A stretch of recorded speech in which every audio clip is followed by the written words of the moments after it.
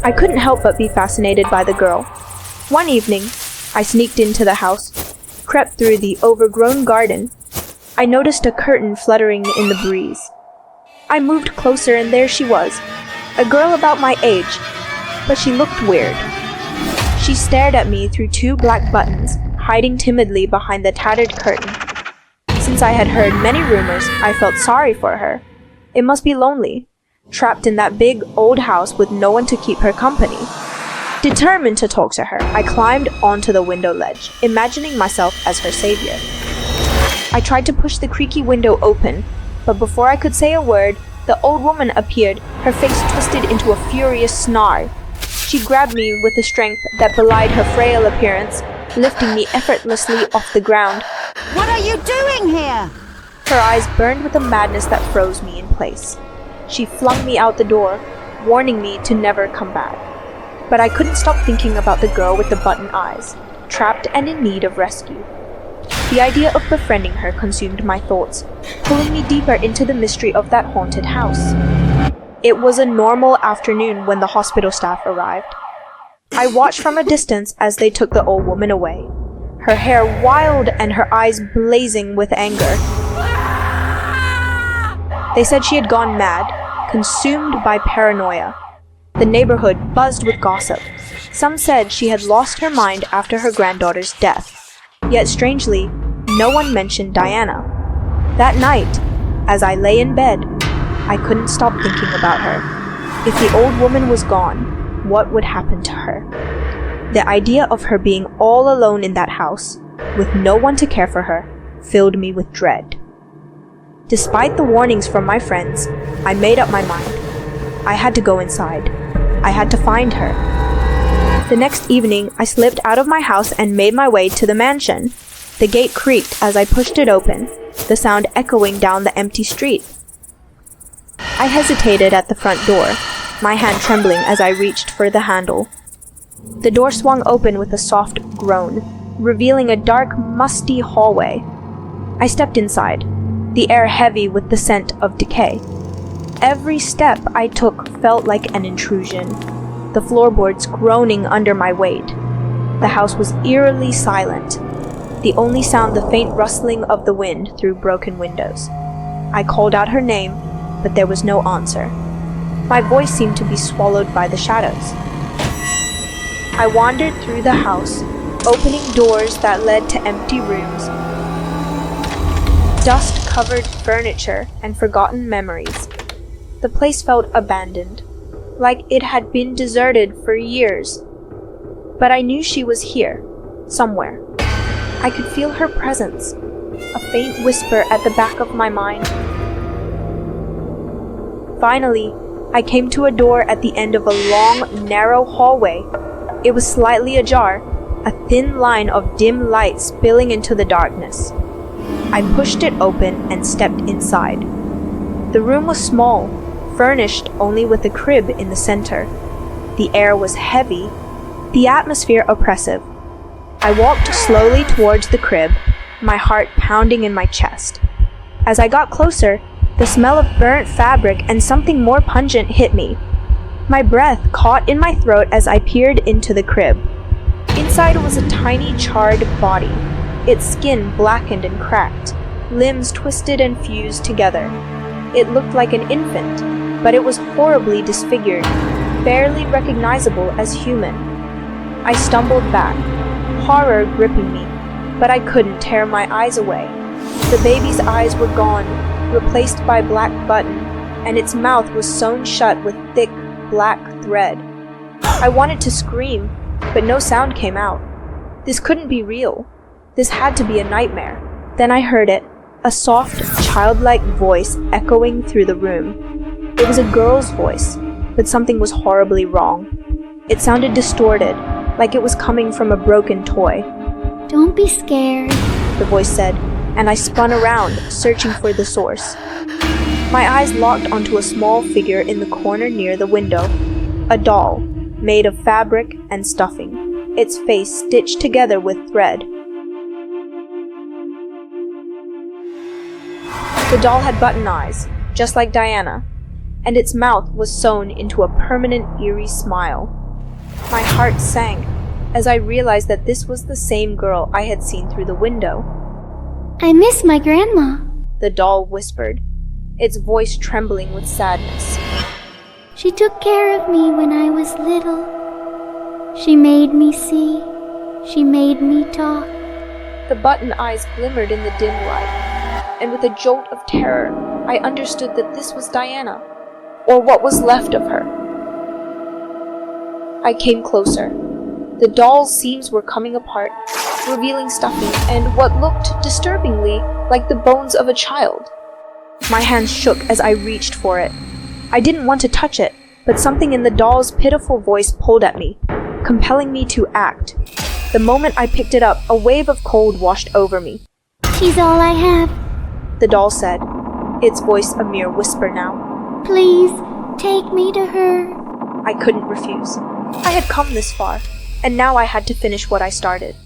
I left the house, clutching the doll tightly, and made my way to the hospital where the old woman had been taken. When I arrived, I found her sitting in a small white room, staring blankly at the wall. Her eyes lit up when she saw the doll, tears streaming down her face as she took it from me and held it close. Oh, my sweet Diana, she whispered, cradling the doll like a newborn. I watched in silence as the old woman rocked back and forth, her tears soaking the doll's fabric. I knew then that I had done the right thing.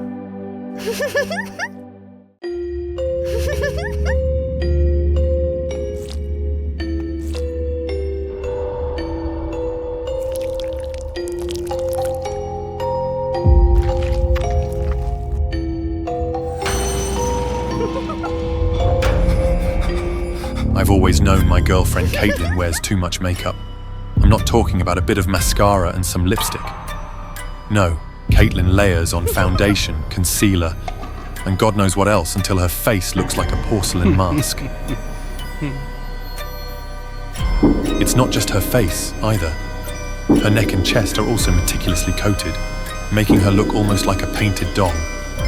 But here's the thing. I've never seen her without it.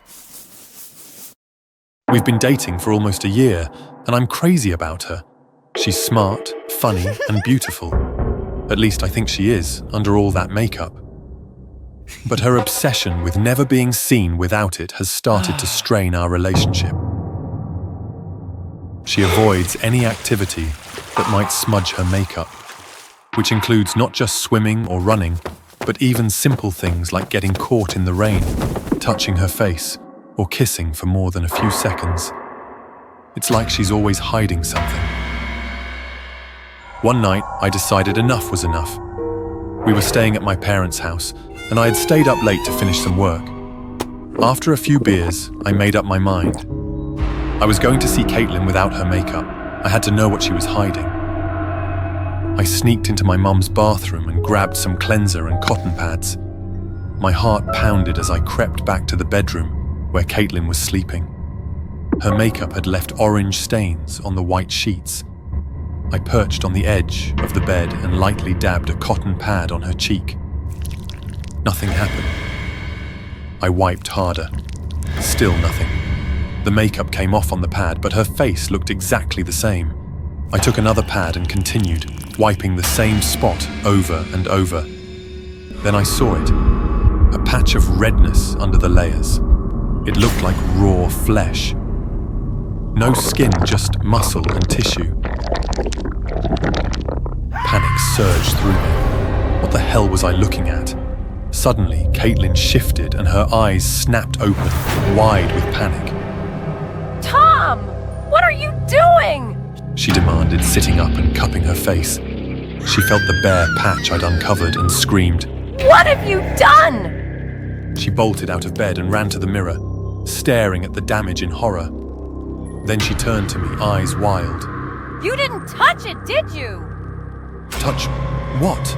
I stammered, utterly confused. That! She shouted, pointing to the exposed flesh on her cheek. I don't know, I stuttered. Why? But she wasn't listening. She tore out of the room and disappeared down the hallway. I sat there, stunned, until she came back, clutching a kitchen knife. Whoa, whoa, I yelled. What are you doing with that? Shut up! She snapped. Which hand did you use? I pointed to my right hand, too shocked to do anything else. How long ago? Maybe 10 minutes? I squeaked. Her eyes widened in terror. It's too late! Your whole arm must go! I scrambled off the bed, backing away. You can't cut off my arm! I have to! She insisted. Or the infection will spread! Jesus Christ! What infection? Caitlyn, what are you talking about? Tom, please! It has to be done now! I wasn't about to let her amputate my arm. I fled the room, slamming the door behind me and locking it. She pounded on the door, screaming to be let out, but I ignored her.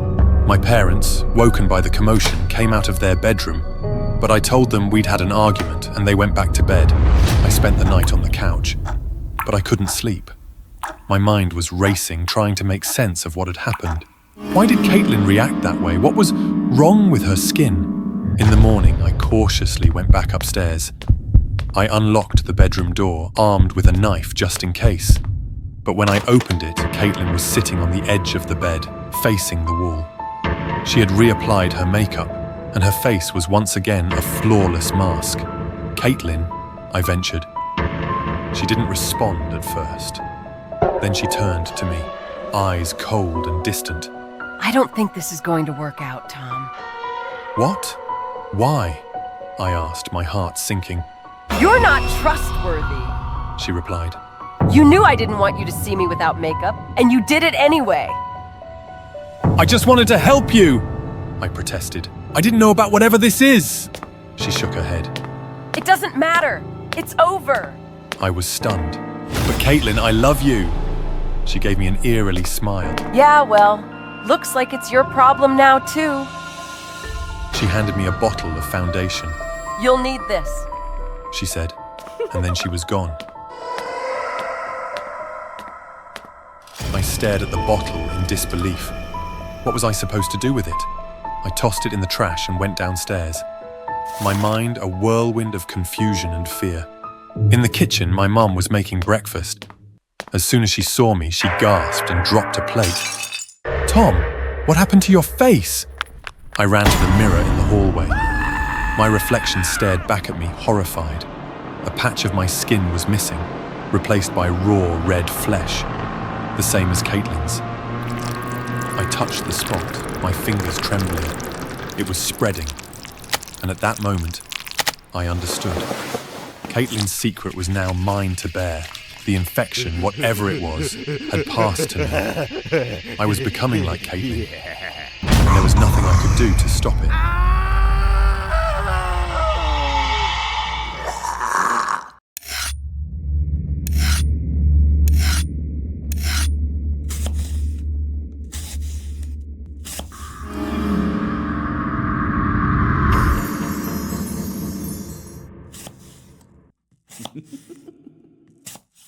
People whispered about it, saying the freshest omakase was a dining experience unlike any other.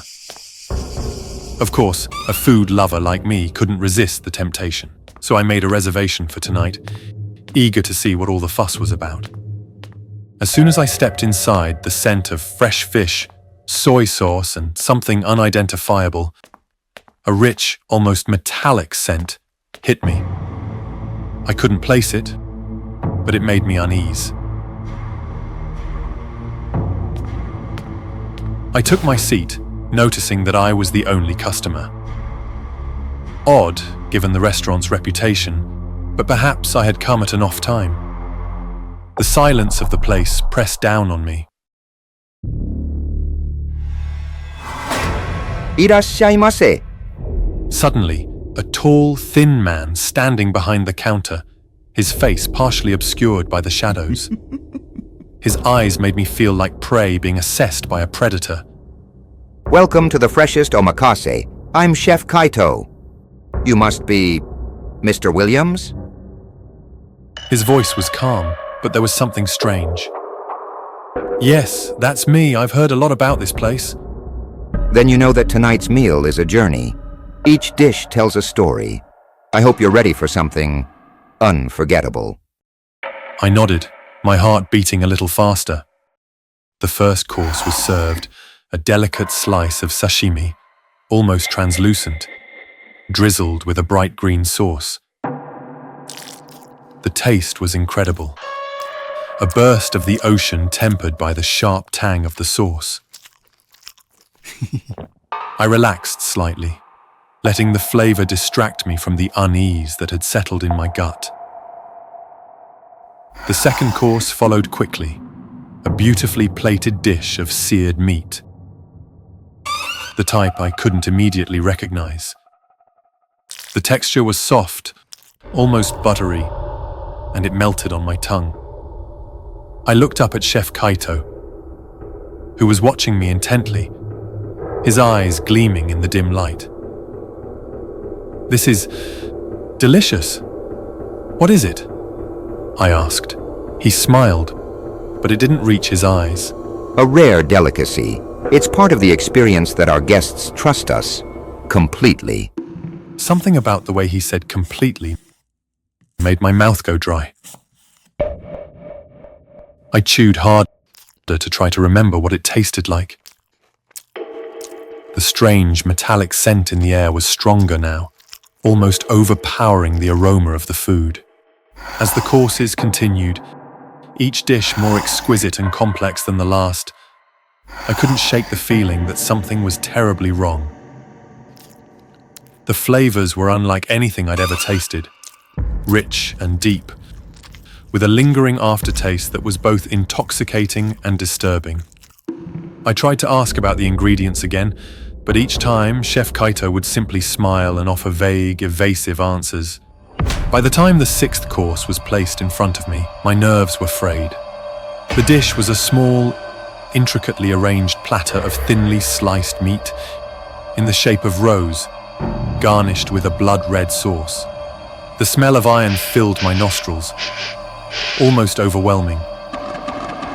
My hand trembled slightly as I picked up a piece with my chopsticks, bringing it to my lips. The taste was familiar, too familiar. My heart pounded as I chewed slowly, my mind racing to identify the flavor. And then it hit me. A memory, a smell, something from years ago when I had cut my finger deeply on a piece of glass. It was the taste of blood. I dropped the chopsticks, my stomach turning. What is this?" I asked, my voice shaking. Chef Kaito's smile widened, showing too many teeth. The pinnacle of culinary art is not just to create something delicious, but to create a connection between chef and diner. This dish, this experience, is the ultimate connection. I stared at him, the realization dawning with a sickening horror. This isn't animal meat, is it? He didn't answer. He didn't have to. The truth was there in his eyes, in the cruel twist of his smile. I pushed back from the counter, my chair screeching loudly on the floor. My hands shook violently, my breath coming in shallow gasps. I have to go," I stammered, my voice barely above a whisper. But as I turned to leave, the door to the restaurant clicked shut. I hadn't noticed it before, but now it was unmistakable. The door had locked automatically. Chef Kaito stepped out from behind the counter, moving slowly toward me. Leaving so soon, Mr. Williams? But the best is yet to come. I backed away, but he kept advancing, his steps slow and deliberate. My mind raced, desperately trying to think of a way out. The room seemed to close in on me, the shadows stretching and twisting as if alive. Please, I don't want any more, I begged, my voice trembling. His voice was cold now, the pretense of hospitality gone. Then he pulled out a long, thin blade, its edge glinting wickedly in the dim light. But Mr. Williams, you haven't even tried the final course. I froze, my heart hammering in my chest. The blade was stained, the dark smudges unmistakable. This dish requires the freshest ingredients. It's the only way to truly savor the experience. I bolted toward the door, but he was faster. His hand clamped down on my shoulder with a grip like iron, spinning me around. The last thing I saw was the gleam of the blade descending toward me. As darkness closed in, I heard his voice one last time. Thank you for dining with us, Mr. Williams. We hope you enjoyed the experience.